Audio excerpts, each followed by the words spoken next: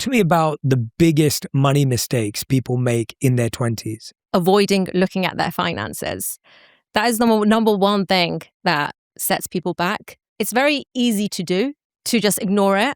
And because it makes you feel a bit uncomfortable sometimes looking at your finances. I mean, there's a psychological bias called the ostrich effect, where we actively avoid information that makes us feel uncomfortable in the hope that if you ignore it, it sometimes disappears. And it's the reason why you don't check your bank account after a weekend of spending, don't check your credit card statement because you're scared of the damage and what it will do.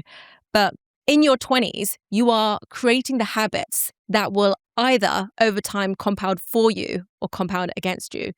The stakes aren't that high, so you want to be able to learn the small habits early, look at your finances, all the small gaps that are happening and solve them or improve them before it compounds against you. Why do people avoid looking at their bank account? Because it almost shows them sometimes what their priorities are and what their focus is. And that might be completely out of alignment of what their core values actually are. And they might impulse purchase, or they might buy things that they didn't actually think of at the time. And then looking at it and seeing, actually, these are all the things that I've bought, but all of the things that I wanted to do for myself, for my future self, have taken the back seat.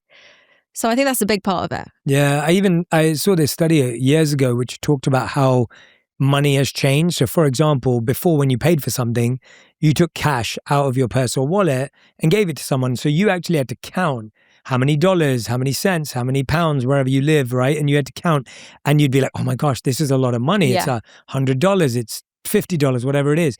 Then we had cards.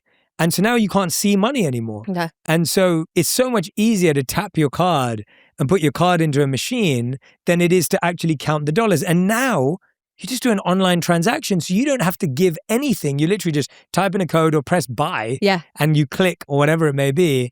And the next thing you know, it's already there. And so spending money has become so much more easier. And so I get why people are scared, because it's like you've gone from having to count to having to give to having to click. Absolutely. And now you don't even have to think about it. Yeah, you can literally buy a car from your phone at 2 a.m.